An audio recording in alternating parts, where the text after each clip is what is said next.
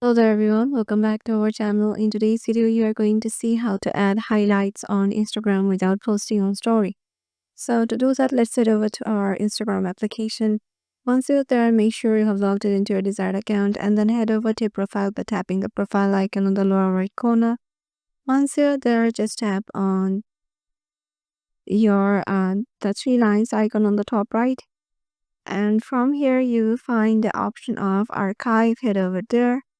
And then here you will find the stories archive, and from here you will find the stories that you have posted earlier on your Instagram account. So what you need to do is just to click on a specific story that you want to set as a highlight. So let me just do this one, and here you can see an option of highlight in the bottom right.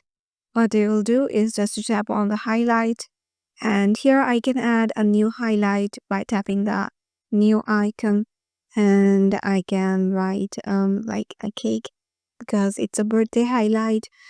So I'm adding this one, tapping on add, and as you can see the highlight is added. If I head over to my profile, as you can see there's the highlights that I have currently added without posting the story again. So yeah, this is how you can do it. Hope this video will help you out, and we'll see you in the next video.